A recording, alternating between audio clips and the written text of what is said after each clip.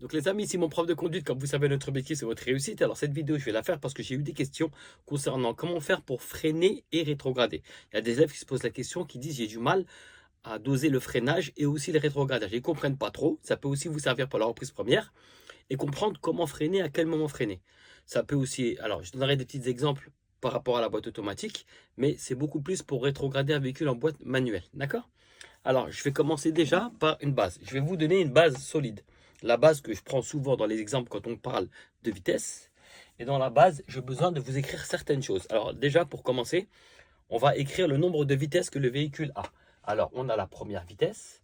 Ensuite, on a la deuxième vitesse. Ensuite, on a la troisième, quatrième, cinquième. Et quelquefois, on a un véhicule avec 6 vitesses. D'accord? Je vais séparer les vitesses. Donc, je vais mettre un trait pour séparer les vitesses. Comme ça, on aura différentes colonnes.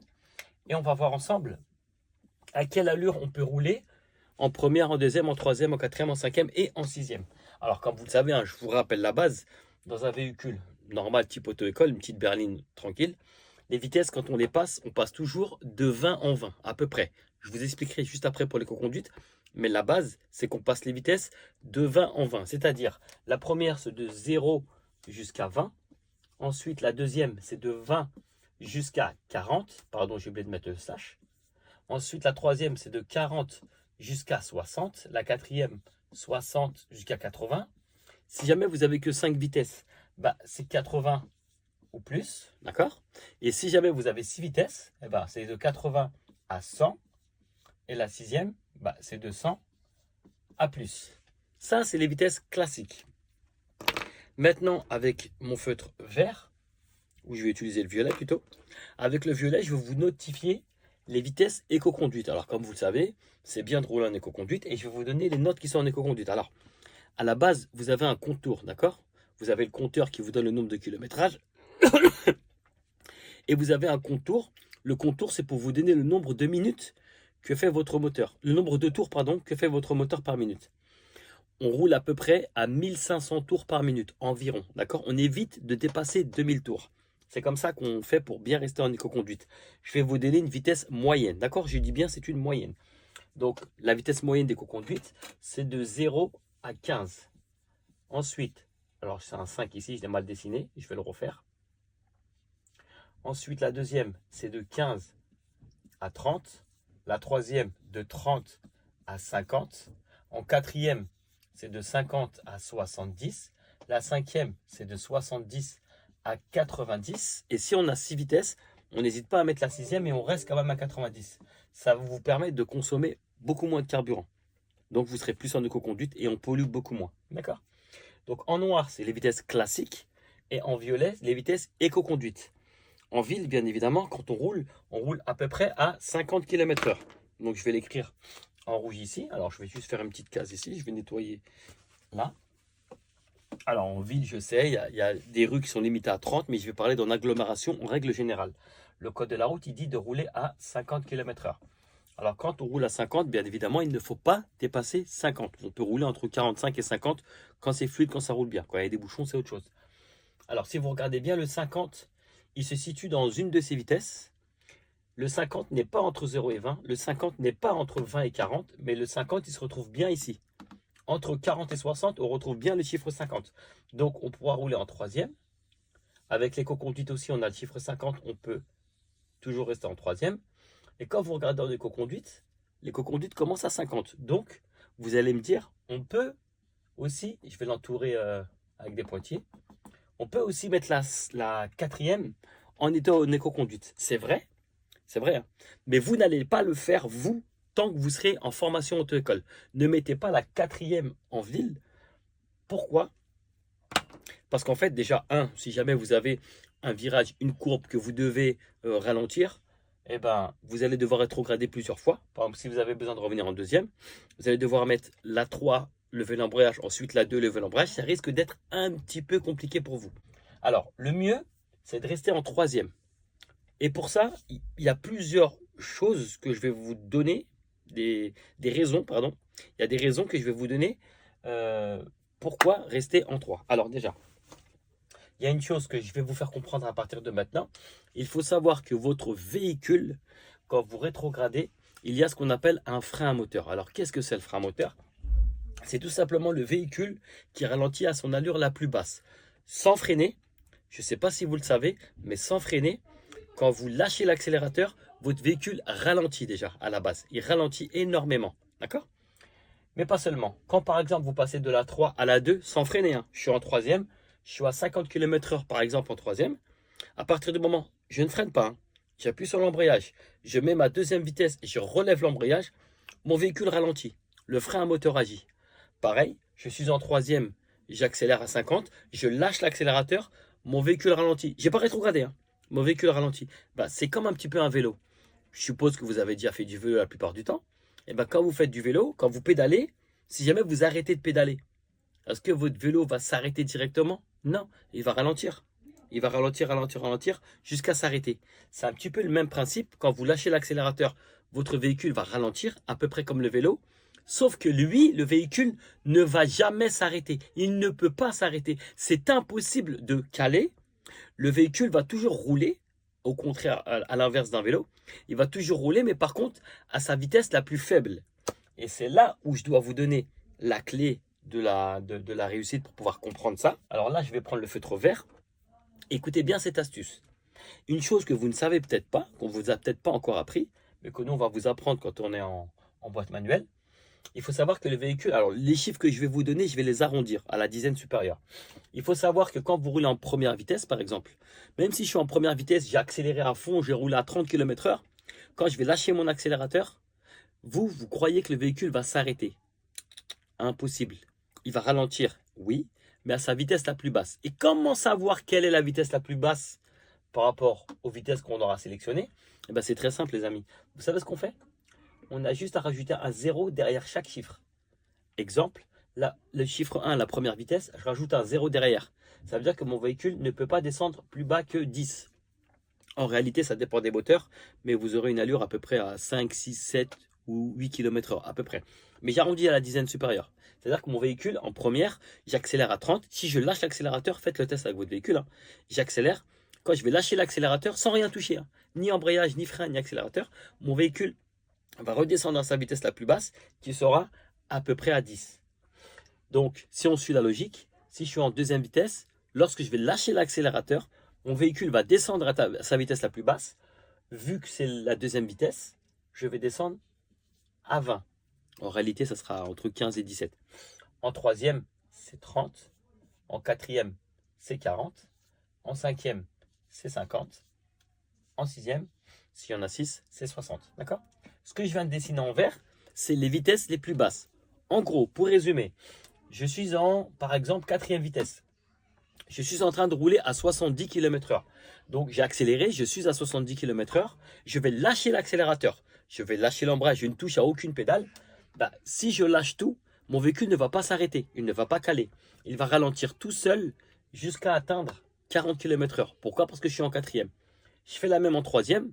Je suis à peu près à 70 par exemple en troisième vitesse. Si je lâche toutes les pédales, mon véhicule va descendre à 30. Et ainsi de suite. D'accord? Donc ça, c'est pour vous faire comprendre certaines choses. On va expliquer grâce à ça après la reprise première. Alors ça, c'est une base que vous avez besoin de comprendre. Une fois que cette base-là est comprise, pourquoi je vous ai dit de rester en troisième à 50 km/h et vous allez comprendre grâce aux explications, c'est qu'en fait, on voit que le 50, il est bien là en troisième, en éco-conduite, mais aussi en quatrième. Pourquoi on évite de le faire en quatrième? Parce que si j'ai besoin de ralentir pour une raison X ou Y, lorsque je vais lâcher mon accélération, eh ben, je n'aurai pas assez de ralenti. J'aurai plus de ralenti si je suis en combien? En troisième, bien évidemment, parce que si je suis en quatrième et que je lâche l'accélérateur, mon véhicule va à peine ralentir à 40. Alors que si je suis en troisième, si je lâche l'accélérateur, si je suis à 50, je lâche l'accélérateur, je vais perdre presque 20 km/h. Donc mon véhicule va descendre rapidement à 30, sans même freiner. Alors, si je freine, ça freinera encore plus vite. Mais déjà, j'ai un meilleur ralenti. Vous pourrez réagir mieux déjà. Deuxièmement, si j'ai besoin de rétrograder, pour une raison X ou Y, j'ai besoin de revenir en deuxième, parce que je dois aborder un virage où je n'ai pas beaucoup de visibilité et que je dois revenir en deuxième, bah c'est plus facile pour vous au début de faire troisième, deuxième. Et c'est là où quelquefois vous avez une difficulté, c'est quand vous freinez pour rétrograder à la 2, bah vous n'avez pas trop bien compris. Vous êtes à une allure à 50 km/h qui pour vous, pour l'instant, est une allure rapide en ville. Bah, vu que vous voyez un chiffre 50, vous vous dites le chiffre est trop important. Pour revenir en deuxième, vous croyez qu'il faut freiner très très fort pour bien faire diminuer la voiture. Vous avez oublié, ou vous ne saviez peut-être pas, qu'en mettant la deuxième, qu'est-ce qui fait le véhicule tout seul? Le frein moteur, il agit, les amis. Elle ralentit. Sauf qu'elle va mettre un peu de temps, donc on va l'aider. On va l'aider grâce à quoi? Grâce à la pédale de frein. On va écraser la pédale de frein, d'accord? Pas très très fort, mais on va l'écraser de façon à pouvoir une allure assez faible pour pouvoir mettre la deuxième. Si jamais on ne freine pas assez fort, quand on va mettre la deuxième, quand vous allez lever l'embrayage, la voiture va secouer. Mais je vais revenir juste après sur la secousse, d'accord? Donc essayez de freiner, mais pas trop fort, d'accord? Vous allez freiner et ensuite vous allez mettre la deuxième. Quand vous allez lever l'embrayage, vous accompagnez la pédale d'embrayage, votre frein moteur va agir. On sent une légère secousse au niveau du pied gauche, le frein moteur agit et ça descend. Et c'est là que vous allez me dire, oui, mais moi quand je le fais, j'ai une secousse. Il y a deux raisons pour lesquelles vous créez cette fameuse secousse. La première, c'est que vous n'avez pas freiné assez fort. Alors quand je dis fort, on ne freine pas très fort, je l'ai dit juste avant. Vous n'avez pas freiné assez fort. Donc freinez un petit peu plus, pas trop. La deuxième raison, c'est quand vous avez mis la deuxième, lorsque vous avez levé l'embrayage, vous avez levé l'embrayage trop vite. Ça veut dire que votre pied s'est levé plus vite que la pédale. C'est comme ça qu'on sait si on a levé l'embrayage trop vite. Il faut accompagner la pédale d'embrayage. Ces deux choses-là, si vous les maîtrisez, vous ne pourrez pas faire de secousse à votre véhicule. D'accord? Donc ça, c'est pour la secousse. Donc voilà, j'espère qu'avec cette explication, vous avez compris. Alors, si vous mettez la quatrième, vous comprenez qu'il faut faire 4, 3, 2. C'est trop compliqué, vous n'y arriverez pas. Je vous rappelle que vous êtes en formation, vous êtes là pour apprendre. Vous n'êtes pas là pour être rapide ou jouer les Schumacher. D'accord? En ville, 50, je reste en 3. Je freine. D'accord? Je mets la deuxième, je lève l'embrayage. Quand je lève l'embrayage, mon véhicule ralentit. C'est la raison pour laquelle, tiens les amis, votre moniteur n'arrête pas de vous dire lève l'embrayage, lève, lève, lève. Tant que vous n'avez pas levé l'embrayage, votre véhicule ne ralentira pas à sa vitesse la plus basse. Je répète, tant que vous n'avez pas levé l'embrayage, votre véhicule ne ralentit pas à sa vitesse la plus basse. Vous avez sans doute fait le test, vous aviez freiné, vous aviez appuyé sur l'embrayage, vous avez mis la deuxième, mais vous avez gardé l'embrayage. Et en gardant l'embrayage, votre véhicule ne ralentit pas. Le frein moteur, qui descend à sa vitesse la plus basse, ne marche pas. Il faut lever l'embrayage pour pouvoir faire agir ce fameux frein moteur. C'est la raison pour laquelle quand vous êtes sur l'autoroute, quand on est en 5e vitesse, quand on sort de l'autoroute, on fait frein, 4, on lève l'embrayage pour faire ralentir la voiture à sa vitesse la plus basse. On rappuie sur l'embrayage, 3e, je lève l'embrayage pour faire ralentir sa vitesse la plus basse. Je rappuie sur l'embrayage, 2e, et je relève l'embrayage pour faire descendre la voiture à sa vitesse la plus basse. D'accord? Maintenant, quand vous allez passer de la deuxième à la première, souvent, ça vous arrive les amis, quand vous voulez descendre de la deuxième à la première, je vais dire une petite bêtise, d'accord? Je vais vous donner un exemple. Alors, j'ai peut-être pas la place pour le faire, je vais prendre mon ardoise. Donc, admettons que vous êtes en train d'arriver à une intersection et qu'elle est régie par une priorité à droite, par exemple. Si un véhicule qui arrive ici, d'accord? Vous devez ralentir pour pouvoir laisser le véhicule. On n'est pas forcément obligé de s'arrêter. Des fois, ralentir, ça suffit. Le véhicule arrive à passer. Le véhicule est déjà arrivé là. Dès que le véhicule est là, je peux partir en circulation. On va donner un chiffre au hasard. Si jamais mon véhicule se retrouve à peu près à 18 km/h, donc là, j'avais roulé une allure rapide, donc je n'ai pas de céder le passage. C'est la route qui est comme ça. J'ai été une allure à peu près entre 45 et 50. J'ai ralenti pour pouvoir laisser passer le véhicule qui a sa priorité. Et dès que j'ai ralenti, je suis descendu à 18. Le véhicule est déjà là. Donc si on regarde bien les amis, le chiffre 18, quand on regarde le tableau, le chiffre 18, il est dans la deuxième vitesse. Donc je peux rester en deuxième vitesse. Donc à ce moment-là, je peux y aller. On a réussi à passer, je refais un tour, je reviens dans la même intersection. Sauf que cette fois-ci, mon compteur n'est pas à 18. J'ai freiné un peu plus parce que le véhicule a mis un peu plus de temps à dégager l'intersection. Et admettons que mon véhicule est cette fois-ci à, je donne un chiffre au hasard, 12 km/h. Vous allez comprendre, en fait, quand vous restez en deuxième, des fois ça vous arrive, vous restez en deuxième, vous gardez le frein, vous ralentissez, le véhicule est passé. Et quand vous voulez traverser l'intersection à une allure lente, au moment où vous lâchez le frein, vous sentez que le véhicule a pris de l'allure. C'est normal les amis, on est en quelle vitesse? On est resté en quoi là? En 2. Mon compteur il a combien? À 12. Et le chiffre le plus bas de la deuxième, c'est combien on a dit? 20. Donc automatiquement, mon véhicule en deuxième, il va monter à 20. Donc si je suis resté en deuxième à 12, que moi j'ai freiné, le véhicule est passé, juste en lâchant le frein, votre véhicule va prendre de l'allure. Et là, vous n'allez pas comprendre pourquoi. Vous allez dire, mais pourquoi mon véhicule il s'est mis à accélérer tout seul? Il ne s'est pas mis à accélérer tout seul, les amis. C'est parce que la situation que vous avez eue, votre compteur était trop faible, il était à 12. Et si on se réfère à notre base, 12, il est bien là, entre 0 et 15. Donc en réalité, il fallait revenir en quoi? En première. Et en revenant en première, si on lâche les pédales, le véhicule reste à sa vitesse la plus basse, c'est-à-dire plus bas que ce que j'avais. Dans mon exemple, j'étais à 12. Mon véhicule ne peut pas rouler plus vite que 12. Alors que si vous restez en deuxième, votre véhicule va prendre de l'allure. Et c'est la raison pour laquelle vous risquez de paniquer. Donc pour bien comprendre la chose en réalité, c'est à chaque fois que votre compteur va être en dessous de 15 km/h, on revient en première. Ça veut dire que quand on arrive là, on freine.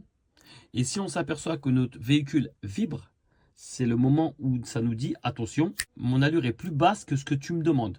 Donc si mon véhicule commence à vibrer, à ce moment-là, j'appuie sur l'embrayage et je remets la première parce que mon véhicule atteint une vitesse trop basse par rapport à ce que je suis. Ça marche aussi pour le giratoire. Admettons qu'on arrive dans le giratoire, on est resté en deuxième, je freine pour laisser passer les véhicules. Des fois, mon véhicule ne vibre pas, je suis à une allure assez suffisante, je peux enchaîner en deuxième après les véhicules, d'accord? Sauf que quelquefois, je freine et mon véhicule se met à vibrer. S'il vibre, c'est que mon compteur est en dessous de 15 km/h. À ce moment-là, je remets la première et j'essaye ou de m'arrêter si je dois laisser passer les gens ou d'enchaîner derrière eux si la voie est libre. Mais chaque fois que votre compteur va être en dessous de 15, on revient en première. Et on revient encore à ce tableau de référence. Voilà pourquoi ce tableau est très important, les amis. Voilà les amis, j'espère vous avoir bien expliqué. Bon là maintenant la caméra est à l'envers, mais j'espère que vous avez bien compris grâce à ce tableau. De toute façon, si vous avez la moindre question, le moindre doute, n'hésitez pas. L'autocall, mon prof de conduite est là pour vous aider, que vous fassiez partie de notre autocall ou pas du tout. D'ailleurs, on a tous les réseaux pour vous aider.